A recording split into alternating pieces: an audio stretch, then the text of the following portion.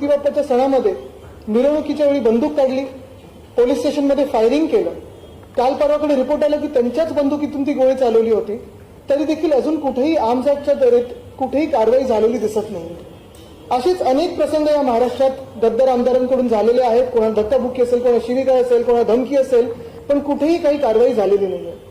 पुढे जात असताना जर आपण बघितलं तर गेल्या 6 महिन्यामध्ये देखील आम्ही प्रत्येक वेळी जेव्हा जेव्हा अधिवेशन असतं किंवा इतर देखील आम्ही शेतकऱ्यांना मदत करायला सांगत असतो, ओला दुष्काळ जाहीर करायला सांगत असतो, मदत पोचली पाहिजे सांगत असतो, पण स्वतःला खोके आणि महाराष्ट्राला धोके ह्याच धोरणावर हे खोके सरकार पुढे चाललेलं आहे. तिसरी गोष्ट जर आपण बघितली तर एक सतत छत्रपती शिवाजी महाराजांचा अपमान असेल, महात्मा ज्योतिबा फुलेंचा अपमान असेल, हे सगळं करूनही राज्यपालाला कुठेही बदललेलं नाही. त्यांना वाचवण्याचा प्रयत्न हे खोके सरकार करत आहे. पण हे सगळं जेव्हा होत असताना एक आता जाणवायला लागलेलं आहे की ह्या सगळ्या ज्या कॉन्ट्रोवर्सीज असतील, हे कुठच्याही धर्माबद्दल असेल, कुठच्याही व्यक्तीबद्दल असेल बोलणं, महापुरुषांबद्दल बोलणं असेल, हा एक स्मोक स्क्रीन म्हणून खोके सरकार तयार करत आहे, ज्याच्या आडून, ज्याच्या मागून लपून पैसे काढणं, मुंबईला लुटणं, महाराष्ट्र लुटणं हे खूप मोठ्या प्रमाणात सुरू आहे. आजचा जो विषय मी घेत आहे, आपल्यासमोर आणत आहे, तो खूप महत्वाचा आहे, खूप गंभीर आहे. कारण हा विषय आपल्या प्रत्येक माणसाच्या, प्रत्येक व्यक्तीच्या एकदम जवळचा विषय. जर आपण बघितलं असेल तर खरं तर नागपूरमध्ये देखील आम्ही अनेक घोटाळ्यांबद्दल, गैरवर्तनांबद्दल बोललो, मग NITचा असेल, अनेक 2-3 विषयांबद्दल बोललो, पण तिथे कुठेही कारवाई झाल्यासारखी वाटत नाही. कुठेही लाज वाटून राजीनामा घेतल्याचं दिसत नाही. निर्लज्जपणे हा कारभार सगळा चालू आहे. पण आजचा जो विषय तो महत्वाचा आहे, कारण आजचं जसं मी सांगितलं की मुंबई महानगरपालिकेची जी लूट या खोके सरकारने सुरू केलेली आहे त्या विषयावर मी बोलणार आहे. आपल्याला आठवत असेल की ऑगस्टमध्ये याच खोके सरकारने 5,000 कोटीचे रस्त्याची टेंडर काढलेले, रस्त्याची कामं काढलेली. त्याला कुठेही रिस्पॉन्स आला नाही. रिस्पॉन्स न आल्यामुळे ते टेंडर त्यांना स्क्रॅप करायला लागले. आता मध्यंतरीच्या काळात परत सगळं बदलून वगैरे त्यांनी नवीन टेंडर्स आता घोषित केलेले आहेत. मला त्या पॅकेज दिले गेलेले आहेत. वर्क ऑर्डर ह्या पुढच्या 1-2 दिवसात येतील. पण हे होण्याच्या आधी मी मुंबईकरांना त्याच्या मागचं सत्य काय आहे ते लोकांसमोर आणण्याचा प्रयत्न माझा हा आहे. आपल्या समोर देखील आहे, कारण आपण अनेक लोकांनी इथे BMC किंवा मुंबई ह्याला खूप वर्ष कव्हर केलेलं आहे. मुंबईबद्दल विषय आपण अनेक मांडलेले आहेत, मग ते आमच्या वेळेचे असतील, आधीचे असतील, नंतरचे असतील, बरोबर असतील, चुकीचे असतील, हे सगळं तुम्ही मांडत मुंबईला आपण जपत इथपर्यंत आणलेलं आहे. पण आजचा जो विषय महत्वाचा जो रस्त्यांचा आहे तो असा आहे की साधारणपणे 400 किलोमीटर एवढ्या रस्त्यांचं कॉन्क्रिटीकरणचं टेंडर काढलं गेलं आहे. 6,080 कोटी एवढं मोठं हे टेंडर आहे. आणि हे टेंडर काढत असताना काही ठळक गोष्टी मी आपल्या समोर आणतो. पहिली गोष्ट म्हणजे मुंबईत काम करण्याचा जो फेअर सीझन असतो तो 1 ऑक्टोबर ते 31 मे असतो.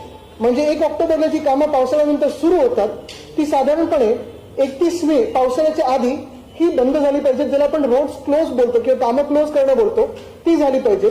जर हे काम आत्ता जर वर्क ऑर्डर दिली, साधारणपणे फेब्रुवारीच्या पहिल्या आठवड्यात त्यांनी जर कामं सुरू केली, ती होतील की नाही अजूनही कोणाला माहिती नाही. कारण 400 किलोमीटर तुम्ही अंदाज घ्या, लक्षात घ्या की किती मोठं काम यांनी हाती घेतलेलं. 400 किलोमीटर हे रस्ते मुंबईत खोदून ठेवणार.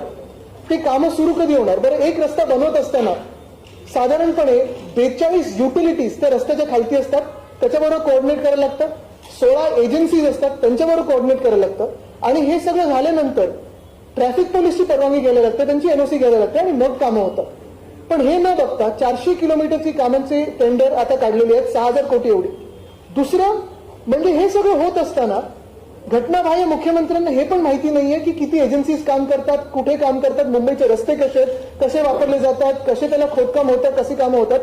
कारण आपल्याला आठवत असेल एखाद महिन्यापूर्वी फिल्म सिटी बद्दल मुख्यमंत्र्यांनी एक टेंडर काढायला सांगितलं. साधारणपणे 225 कोटीचं टेंडर महापालिकेला काढायला सांगितलं. आणि तेव्हा त्यांच्या नजरेत आणून दिलं महापालिकेने की फिल्म सिटी ही महापालिकेच्या अखत्यारीत नाही, पूर्ण वेगळी संस्था आहे आणि ते त्यांनी काम करणं गरजेचं आहे. मुंबई किंवा BMCच्या पैशातून होऊ नाही शकत, ती वेगळी संस्था आहे.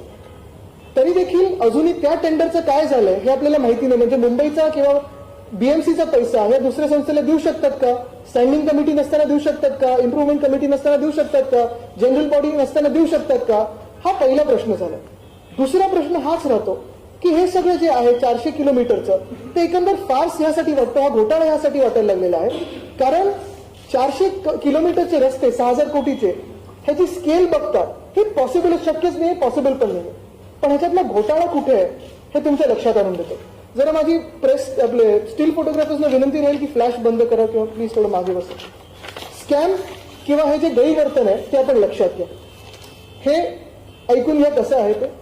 साधारणपणे आतापर्यंतची पद्धत अशी राहिलेली किंवा एक प्रथा अशी राहिलेली किंवा एक जी आपण बघतो टेंडर्समध्ये जी काही प्रथा असते की जी काही एस्टिमेट प्राइस असायची मार्च 2022 पर्यंत सगळे कॉन्ट्रॅक्टर्स एस्टिमेट प्राइसच्या 20% ऍव्हरेज बिलो बीड करायचे.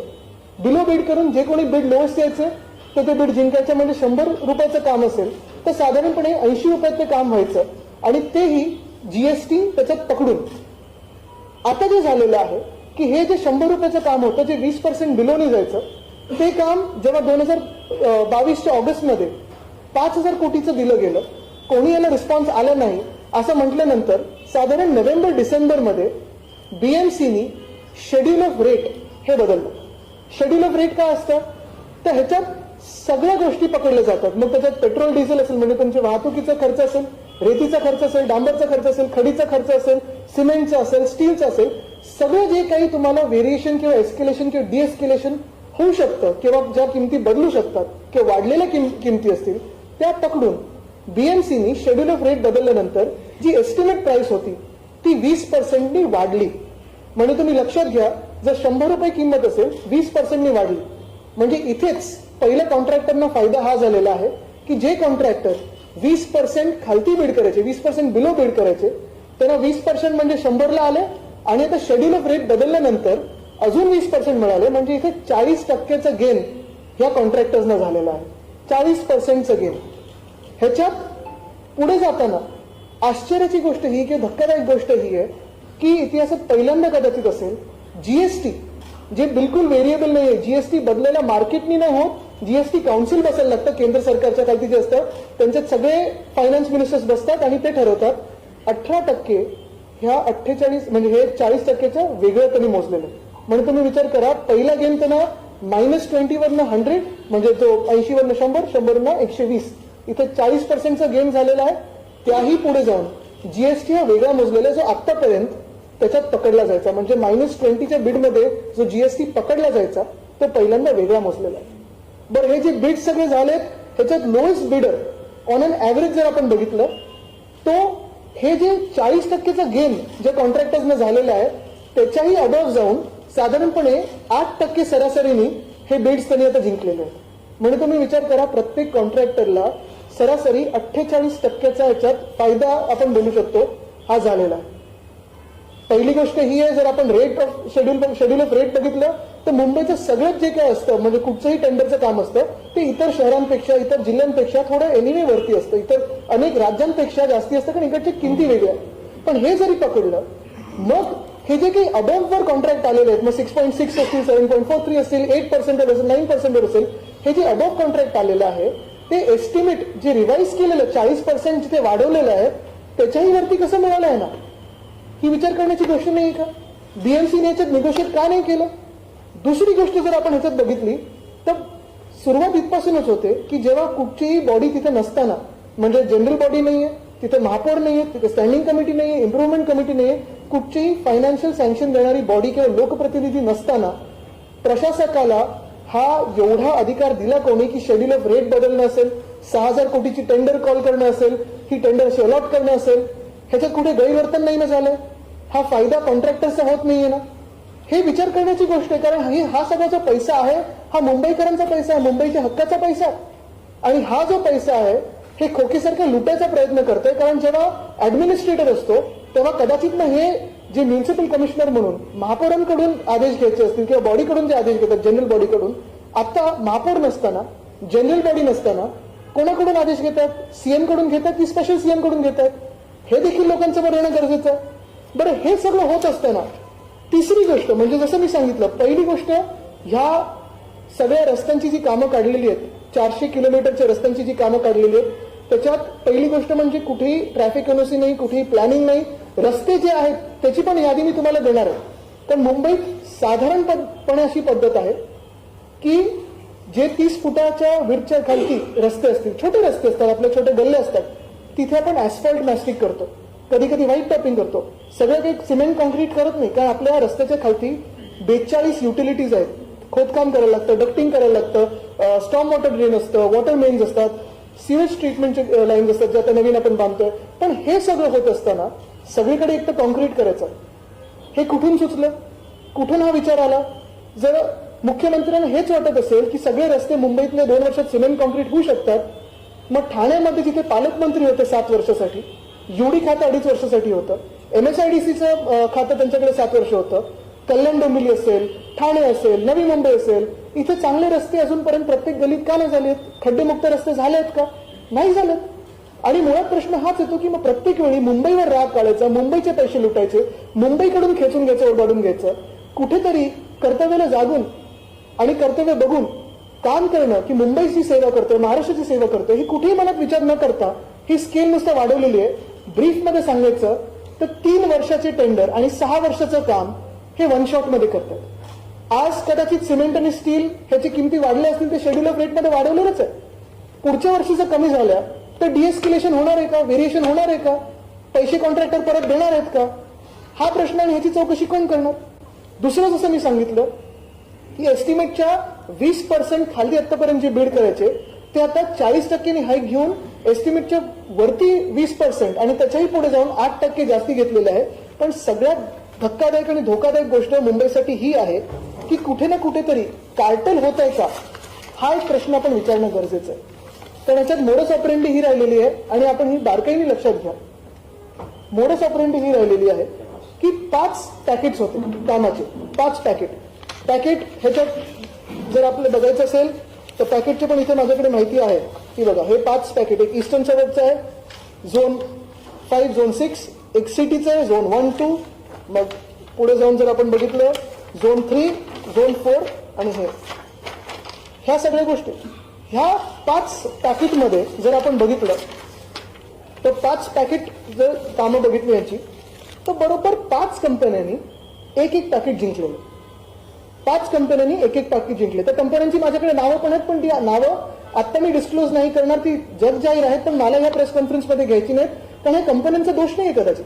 ह्या कंपन्या मोठ्या आहेत, नॅशनल एक्सपिरियन्स वाल्या आहेत, चांगली कामं करत असतील, त्याच्याबद्दल कोणाच्याच मनात शंका नाही. पण हे जे आहे हे ठरवून केलेलं आहे का?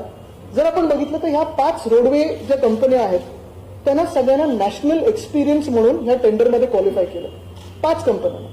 बरं, प्रत्येक जो जिंकणारा पॅकेट आहे साधारणपणे 6 ते 8% मध्ये त्यांनी बीड केलंय, म्हणजे ओव्हर अँड अबव्ह 120%, जे एस्टिमेटच्या वरती 20% आहे त्याच्यावर साधारणपणे 6 ते 8%च्या वर बीड केलं. तो लोएस्ट बिडर आला, त्याला मिळालेलं. आता दुसरी गोष्ट ज्याच्यात इंटरेस्टिंग आहे, जे 4 कंपन्या दुसरे बीड्स हरलेले किंवा हे पर्टिक्युलर बीड हरले असतील ते सगळ्यांनी 9 ते 13% मध्ये बीड केलं. म्हणजे एक कंपनी ए असेल, तिला एक टेंडर जिंकण्यासाठी 7% त्यांनी बीड केलेलं आहे. ते त्याला बीड मिळालं, ठीक आहे, चला योग्य आहे, कंपनीने जिंकले बीड, जिंका. पण बरोबर तीच कंपनी जर एक पॅकेटमध्ये 7%ला काम करू शकत असेल अबवला, दुसऱ्या ठिकाणी त्याला 13% भरायला लागतात. मग ते पण काम यांनी 7% मध्ये का नाही केलं? हे पण सेम काम आहे, सिमेंट कॉन्क्रीटचं, ते पण सिमेंट कॉन्क्रीटचं. मग नक्की बदललं काय असं की एक कंपनी एकीकडे 7%ला करू शकते पण दुसरीकडे 13%, आणि दुसरी कंपनी जिथे ह्यांनी 13% भरले तिथे 6%नी करू शकते पण इथे 12% भरले. हे जे चित्र आहे ना, हे खूप घातक आहे मुंबईसाठी. म्हणजे हे सिस्टमॅटिक मुंबईची लूट चाललेली आहे आणि लूट रोखण्यासाठी पुढची पावलं आम्ही उचलणार आहोतच. पण आज आपल्या माध्यमातून मी जनतेला अपील करत आहे की डोळे उघडून हे खोके सरकार, हे इतर जे आपल्याला भांडणात आणि वादामध्ये व्यस्त ठेवलेले ते थोडं बाजूला ठेवून मला वाटतं ही जी लूटमार चालू आहे महाराष्ट्राची हे बघणं गरजेचं आहे. हे बघा, इथे माझ्याकडे टेबल पण आहे. हे टेबल आहे, मी आपल्या सर्वांना देईन टेबल. ह्या टेबलमध्ये दिलेलं आहे कॉन्ट्रॅक्टर ए पॅकेट 1 मध्ये साधारणपणे 4.5% अडॉप्ट त्यांनी बीड केलेलं आहे, ते त्यांना पॅकेट मिळालेलं आहे. पॅकेट 2 मध्ये त्यांनी 10.5% बीड केलं, पॅकेट 3 मध्ये 13.5% बीड केलेलं, पण ह्यांना पहिलं पॅकेट मिळालेलं आहे. त्याच कॉन्ट्रॅक्टरनी दुसऱ्या पॅकेट म्हणजे कॉन्ट्रॅक्टर बी हे जे कॉन्ट्रॅक्ट ठरलं तिथे त्यांनी 8.5% घेतलेलं आहे आणि चौथ्या पॅकेटमध्ये 6.5% घेतलेलं आहे. हा जो फरक साधारण आपल्याला जाणवायला लागलेला आहे तो हाच दिसतोय की एकंदर मुंबईची लूटमार करायची, मुंबईचे रस्ते खोदून ठेवायचे, मुंबईची वाट लावायची आणि मुंबईकरांना हैराण करून सोडायचं, हे या खोके सरकारचं धोरण दिसत आहे आणि हे आज डोळ्यासमोर आपल्या आलेलं आहे. बरं, हे सगळं सुरू असताना एक महत्वाचा प्रश्न मला आपल्या माध्यमातून या घटना बाहेर मुख्यमंत्र्यांना विचारायचं आहे, कारण उत्तर त्यांच्याकडून अपेक्षित नाहीच आहे. जसं मी सांगितलं ना की उत्तर त्यांच्याकडून अपेक्षित नाही, कारण वेदांत फॉक्सकॉनच्या वेळी पण मी चॅलेंज केलेलं डिबेट करायला आणि यावेळी देखील मी आपल्याला सांगतो, साधारणपणे याच अधिवेशनात आमदार 1-2 सुनील राणे असतील, कालिदास कोळंबकर असतील, सगळेच हे काही भाजपचेच आमदार आहेत, त्या सगळ्या लोकांनी मुंबईच्या रस्त्यांवर प्रश्न विचारलेला. ठीक आहे, त्याच्याबद्दल दुमत नाही, त्यांचा अधिकार आहे, त्यांनी विचारावा. हाऊसमध्ये सगळे प्रश्न विचारतात, वायकर साहेबांनी विचारले, मी विचारले, सगळ्यांनी विचारले. उत्तर मुख्यमंत्र्यांनी हे दिलेलं आहे की सदर कामाचा कालावधी पावसाळा वगळून 18 ते 24 महिने असा असून सदर कामे पुढच्या 3 आर्थिक वर्षात विभागली आहेत. हे कशासाठी? तर मार्च 2022 ची कामं जी साधारण 80 कोटीची होती ती कधीपर्यंत पूर्ण होणार? तर मुख्यमंत्र्यांनी उत्तर हाऊसमध्ये रिटर्न उत्तर आहे जे त्यांनी दिलेलं आहे की 3 वर्षाचा कालावधी. जर ह्या कामांना 2000 कोटीच्या कामांना 3 वर्ष लागणार असतील तर 6000 कोटीची कामं, 400 किलोमीटरची कामं, काही ठिकाणी जिथे कॉन्क्रीट गरजेचं नाही अशी कामं, ह्यांना किती वर्ष लागणार आहे? आणि म्हणूनच मुंबईच्या डोळ्यात धूळफेक करायची, निवडणूक आल्या म्हणून काही जाहीर करायचं, पैसे उधळपट्टी करायची पैशाची.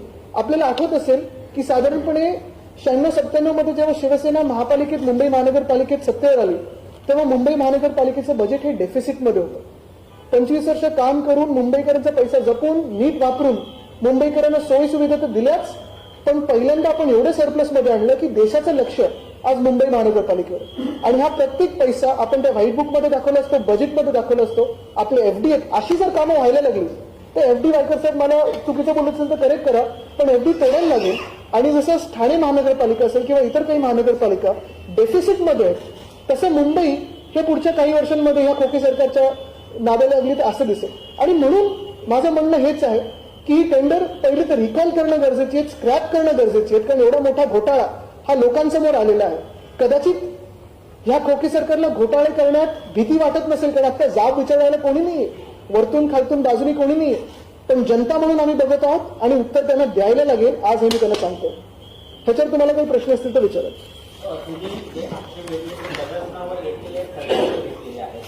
सध्या जनरल बॉडी अस्तित्वात नाहीये, अशामध्ये ही कामं केली जातात असं तुमचा आक्षेप आहे. या विरोधात तुम्ही नेमकी तक्रार कोणाकडे करणार आहात, तर तुम्ही कोर्टात जाणार आहात? आता मला तुम्ही सांगा, तक्रार कोणाकडे करायची?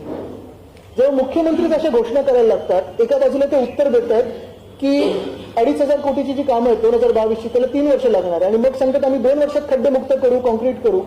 थोडा अभ्यास करणं गरजेचं असतं जेव्हा आपण पदावर बसतो की कॉन्क्रिटीकरण कुठे होऊ शकतं, कुठच्या शहरांमध्ये होऊ शकतं, कुठे गरज आहे, कसे कामं होतात, काय त्याचं एक वॉल टू वॉल डेव्हलपमेंट रोडची असायला पाहिजे, हे सगळं अभ्यास करूनच द्यायला लागतं. बरं, हे नुसतं गैरवर्तन नाही तर हा घोटाळा होणार जर हे पुढे वर्क ऑर्डर दिलं तर. हे लोकांसमोर ह्याच्यात किकबॅक्स मिळतात का कोणाला, कार्टलायझेशन होतंय का? बरं, हे सगळं करून नॅशनल एक्सपिरियन्सच्या कंपन्या आणून सबलेट करायला तुम्ही त्यांना मुभा दिली, म्हणजे तेच कॉन्ट्रॅक्टर परत येणार आणि तीच कामं करत राहणार. त्याच्यावर आम्ही विचार करणार, पण आता आपल्या माध्यमातून जनतेसमोर तर हे घोटाळे आम्ही नेतो.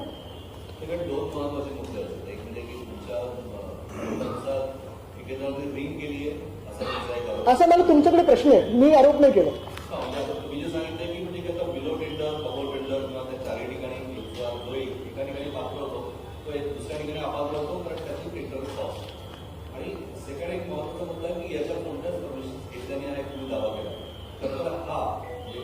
बेसिकली टेंडर फ्लोट करायचं असेल तर त्याच्या एनओसी सगळ्या असल्या पाहिजे असं कायदा नाहीये.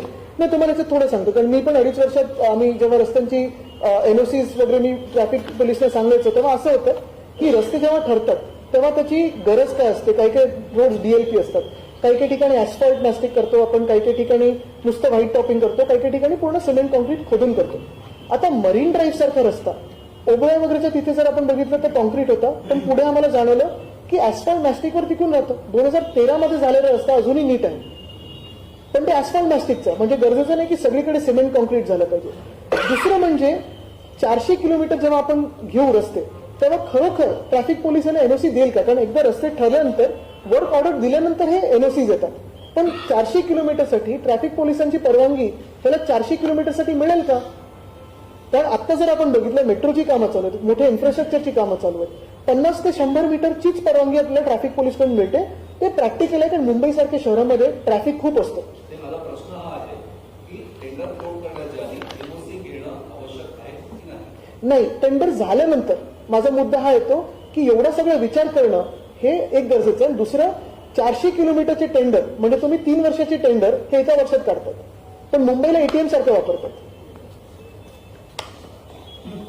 तुम्ही आयुक्तांना पत्र सुद्धा लिहिलंय.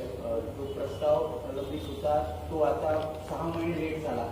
त्या संदर्भात काय सांगाल, कारण आता त्याचं उद्घाटन नाही, ते चांगलं आहे. मी नुसतं त्यांना हे मला माहिती नव्हतं पंतप्रधान महोदय त्याचं उद्घाटन करतात, पण एसटीपीचा प्रश्न हा आहे की गेले 10 वर्ष एनजीटी सुप्रीम कोर्ट ह्या चक्करमध्ये सीओडी बीओडी किती असावा ह्याच्यावर अडकलेलं. साधारणपणे आमच्या काळात सगळं ते नीट झालं, मार्गी लागलं आणि भूमिपूजन बाकी होतं, पण ते बाकी होतं मागच्या जुलैमध्ये जेव्हा सरकार पडलं तेव्हा. आता साधारणपणे 6-7 महिन्यानंतर हे सरकारला आठवलं एसटीपी चांगलं.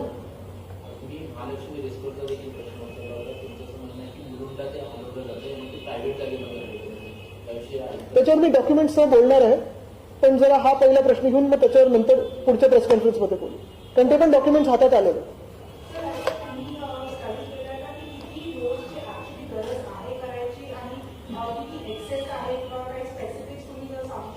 नाही, ह्याच्यात पहिली गोष्ट म्हणजे जे आपण सांगितलं ना की किती रोड्सची गरज आहे. आता रोड्सची यादी आम्ही पण थोडी प्राप्त करत आहोत, कारण काही काही ठिकाणी असं जाणवायला लागलं की एकदमच छोट्या गल्ल्यांमध्ये देखील जिथे सिमेंट कॉन्क्रीटची गरज नाहीये तिथे यांनी प्रपोज केलेलं.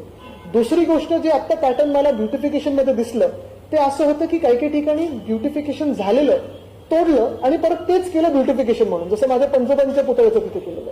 तिथे 1700 कोटी त्यांनी वाया घालवलेत. हे मुंबईकरांच्या हक्काचे पैसे, त्याच्यावर पण आम्ही माहिती काढून बोलणार, माहिती मिळाली ती. पण हे सगळं होत असताना मूळ मुद्दा हाच राहतो. पहिलं म्हणजे स्केल. हे स्केल झेपणारं आहे का, परवडणारं आहे का, प्रॅक्टिकल आहे का. दुसरं म्हणजे जे काही एस्टिमेट शेड्यूल ऑफ रेट बदलल्यानंतर 20% वरती गेलं म्हणजे 40%चं गेन, त्याच्याही अबव 8% सरासरी म्हणजे 48%, त्याच्या वेगळं 18 म्हणजे 66%चं जे एस्केलेशन ह्यांना मिळालेलं आहे ते 8% गरजेचे आहेत का शेड्यूल ऑफ रेट बदलल्यानंतर. हे हाईक कशासाठी केलेलं आहे, प्रॉफिटसाठी केलं आहे, किकबॅकसाठी केलं आहे की खरोखर काही ह्याच्यात सत्य आहे. बीएमसीने ह्याच्यावर पुढे यावं, पण हे क्रॅक करणं गरजेचं आहे, हा घोटाळा दिसतो लोकांसमोर. आणि तिसरी गोष्ट परत जसं मी सांगितलं ना की कार्टलायझेशन होत आहे का, हा माझा प्रश्न. 5 कंपन्यांना बरोबर 5 टेंडर मिळाले आणि सबलेटचं त्यांना मुभा दिलेली.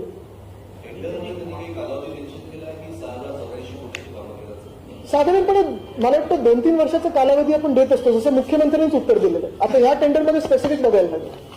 महापालिकेच्या अधिकाऱ्यांच्या वरिष्ठ अधिकाऱ्यांच्या कोरोना काळात नाही, ते म्हणजे सीएमडीसीएमची की खरं ह्याची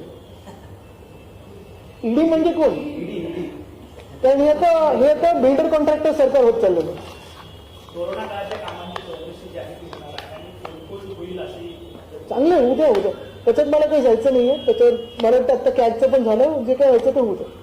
यापूर्वीची जी टेंडरिंग प्रोसेस होती आणि आता जी तुम्ही सांगताय यामध्ये नेमका फरक काय, कशा पद्धतीने मार्गदर्शन झाले कसं तुमचं आहे? महत्वाची गोष्ट, पहिलं तर टेंडरिंग प्रोसेसमध्ये एवढा मोठा फंड सँक्शन करत असताना कुठच्या बॉडीचं सँक्शन घेतलं, लोकप्रतिनिधी त्याच्यात नव्हते तर कोणाचं नक्की सँक्शन घेतलं, ऍडमिनिस्ट्रेटर आणि म्युन्सिपल कमिशनरनी सँक्शन दिलंय की कुठच्या मुख्यमंत्र्यांनी सँक्शन दिलं.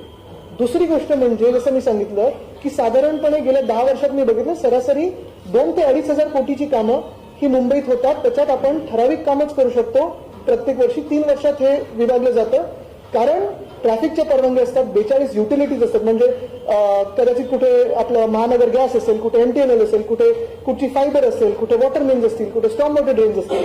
हे सगळे 42 एजन्सीज, काही सरकारी आहेत, काही प्रायव्हेट आहेत, काही सेमी ऑटोनॉमस आहेत, त्यांची एनओसी त्यांच्याशी कोऑर्डिनेट करून करायला लागतात, रस्ते बंद करायला लागतात. तर 6 वर्षाच्या कालावधीची कामं, 3 वर्षाचे टेंडर ह्यांनी एका वेळी काढलेले आहेत. दुसरं म्हणजे जसं मी सांगितलं, पहिल्यांदा जीएसटी वेगळा पकडलेला आहे. आणि तिसरं जे मी सांगितलं की एस्टिमेटच्या 20% अबव गेल्यानंतर 6 ते 9% परत अबव जाण्याची या कॉन्ट्रॅक्टर्सना काय गरज आहे. मुख्यमंत्री डावसला चाललेले आहेत, दौरा आहे, 1.5 लाख कोटीची कामे किंवा प्रोजेक्ट आणणार असं त्यांनी आधीच जाहीर केलं. नाही, त्याच्यावर मी बोलणार आहे, त्यांचं होऊ द्या. त्यांना आत्तापासून डायव्हर्सचं टेन्शन नका देऊ. पण महत्वाची गोष्ट ही आहे की माझी मुंबई विकू नका, स्वतःला तुम्ही विकलेलं आहे ते पुरेसं आहे. माझी मुंबई विकू नका आणि माझ्या मुंबईचं एटीएम करू नका. आपण इतकी वर्ष मुंबईमध्ये शिवसेना आणि ते मिळूनच होते, आता त्यांनी इतकं मोठ्या प्रमाणात जे काढलेले आहेत अशा पद्धतीने ते एकत्र काढू शकतात का, हाच माझा मुद्दा आहे. आणि जरी तुम्ही 6,000 किंवा 12,000 कोटीची जरी कामं काढली तरी एका वर्षात ती होऊ शकतात का? एका वर्षात एवढी मोठी कामं काढणं योग्य आहे का? म्हणजे तुम्ही एक बघा, एक महत्वाचं कॅल्क्युलेशन आता ह्या हाईक नंतर झालेलं आहे की मुंबईत पर किलोमीटर जो कॉन्क्रीटचा रस्ता 10 कोटीला बनायचा तो पर किलोमीटर आता 17 ते 18 कोटीला बनणार आहे. हा खूप मोठा फरक आहे. 17 ते 18 कोटी पर किलोमीटर जो 10 कोटीत बनायचा. लोकल बॉडी इलेक्शन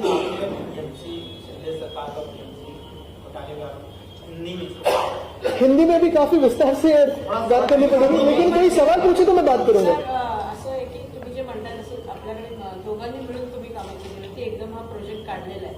दोघं कोण? तुमची युतीमध्ये होते ना शिवसेने मनपामध्ये तुम्ही ते होते. त्यावेळेला होते, पण आता एकदम निघालंय. तुम्ही आज जर कृती काढताय त्या काळात असताना आपल्याला ते मुद्दे असं म्हणू शकतात की तुम्ही आम्ही विकास करतो झपाट्याने, कारण 2 वर्ष तुम्ही नक्की करा, पण विकास जोशीमठ सारखा करू नका. आता आम्ही वेगाने करतोय म्हणून हा विरोध. नाही, जोशीमठमध्ये झालं ना तसं होऊ नये म्हणून मुंबईचा विकास करताना खूप व्यवस्थितपणे विचार करून करायला लागेल. आपण बघितलं असेल, आज एक बातमी आली की मुंबईत आता भुयारी रस्ते करणार. म्हणजे वरतून खालतून कसंही विचार न करता विकास हा शाश्वत विकास झाला पाहिजे.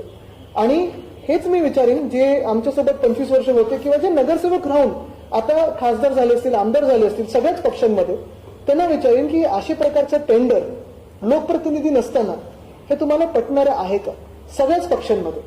कारण ठीक आहे, गद्दार जे आहेत ते 40ची टोळी आहे, त्यांना माहिती आहे की जास्ती वेळ त्यांचं सरकार टिकणार नाही, जे काय आहे ते आत्ताच आहे.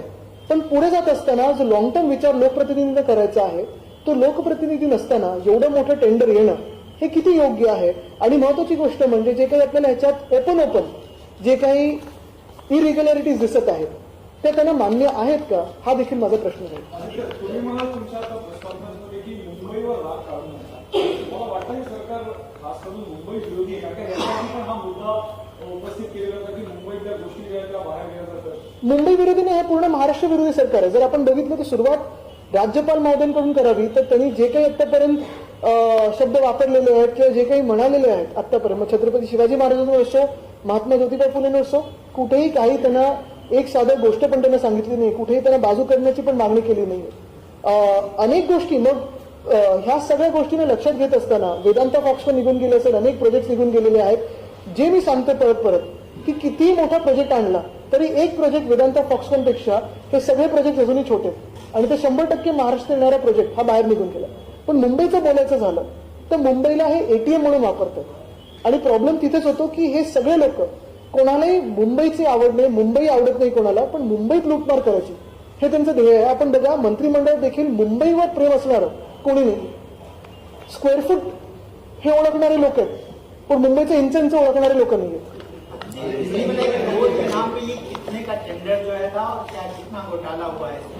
ये अगर आप देखें तो सबसे पहली बात यही होती है कि मुंबई में फेयर सीजन जो होता है रास्तों के काम करने का, वो 31 अक्टूबर से 1 मई तक होता है. लेकिन अभी जो हो रहा है काम, शायद 1 फरवरी से काम शुरू हो सकता है. 400 किलोमीटर के लगभग इन्होंने टेंडर्स निकाले, 6000 करोड़ के टेंडर्स निकाले. ये टेंडर्स अगर आप देखें तो इसमें 2-3 चीजें अहम से प्रखर से आपको दिखाई देगी. पहले चीज यही है कि कोई भी लोक प्रतिनिधि न होते हुए प्रशासक इतने बड़े टेंडर्स इशू कर सकते हैं क्या? ये पहला सवाल होता है. दूसरा सवाल यही है कि 400 किलोमीटर के लगभग जो टेंडर्स है वो 400 किलोमीटर करने के लिए जो प्लानिंग लगती है, ट्रैफिक पुलिस की एनओसी लगती है, 42 यूटिलिटीज जो 42 यूटिलिटीज हमारे रास्तों के नीचे है, उनसे कोई कोऑपरेशन कोऑर्डिनेशन हुआ है? क्योंकि मुंबई में काफी सारे इंफ्रास्ट्रक्चर के काम शुरू है. MTHL है, वर्ली शूडी कनेक्टर हो, कोस्टल रोड हो, मेट्रो के काम है. ये सब देखते हुए अगर आपको देखना है कि मुंबई में काम कितना हो सकता है किसी भी रास्ते पे, तो 50 से लेकर 100 मीटर तक हो सकता है. तीसरी चीज यही दिखाई दे रही है कि जो अभी बिड्स आए हैं, वो पहले तो बिड्स अभी तक जो देखा जाता था मार्च 2022 तक, वो सारे बिड्स एस्टिमेट के 18 से लेकर 20% बिलो आते थे. पहली बार ऐसे हुआ है कि ये बिड्स को रिवाइज, एस्टिमेट प्राइस को रिवाइज करके 20% से हाइक किया. यानी जो 100 रुपए अगर कीमत हो तो 120 पे लिए, तो 40% की तो हाइक कॉन्ट्रैक्टर को मिली. और जो कॉन्ट्रैक्टर्स बिड जीत रहे हैं, अगर आप देखें तो एवरेज 6% से लेके 8% की उस पर भी हाइक ली है उन्होंने. यानी 48% की हाइक, और जीएसटी पहली बार अलग उसमें चार्ज किया. तो ये किकबैक्स के लिए है, ये प्रॉफिट के लिए है, लेकिन मुंबई का पैसा है. अगर ये किकबैक्स के लिए हो या प्रॉफिट के लिए हो तो मुझे नहीं लगता ये मुनासिब है ये करना. ये बात ऐसी चल नहीं सकती मुंबई में, ये घोटाला है सर यार. और आगे जाके अगर देखें तो 5 कंपनियों को 5 पैकेट के बराबर टेंडर लगे हैं और जैसे बिडिंग हुआ है कहीं ना कहीं रिंग बन रही है क्या, ये मेरा सवाल है। आरोप नहीं है लेकिन सवाल है। अगर आप देखें तो वैसे दिखाई देगा।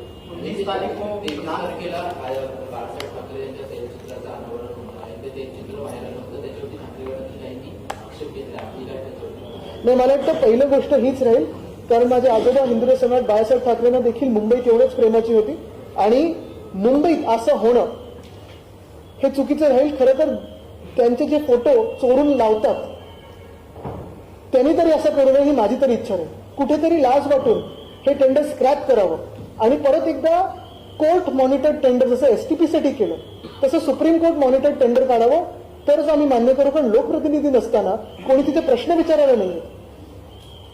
खाली जो 19 तारीख को प्रधानमंत्री जी आ रहे हैं नहीं उसमें नहीं आज त्याच्यावर मी नंतर बोलू मी 23ला बोलू. तर त्याच्यावर उपाय काय तुम्ही बोलताय? उपाय हाच आहे. त्यांना गद्दार म्हणताय, सगळं होतंय, मुंबईला वेगळ्या शोषण करण्याचं काम चालू आहे, पण तुम्ही बोलून ऐकत नाही तर जनता काय करणार आहे? जनता ऐकत आहे. मी तर हेच सांगतो सतत की निवडणुका लावा उद्या, जनता तुम्हाला दाखवेल की नक्की निकाल काय. आदित्यजी सत्तेची तावडींना पाठिंबा देणार आहेत का अपक्ष अर्ज भरले? नाही, मला वाटतं पहिला हा प्रश्न महत्वाचा आहे. कारण जसं मी सांगितलं या सगळ्या कॉन्ट्रोवर्सीज या स्मोक स्क्रीन आहेत. महत्वाचा प्रश्न हाच आहे की जी महाराष्ट्राची आणि मुंबईची लूटमार चालू आहे त्याच्यावर आपल्याला उत्तर काढायला लागेल. धन्यवाद.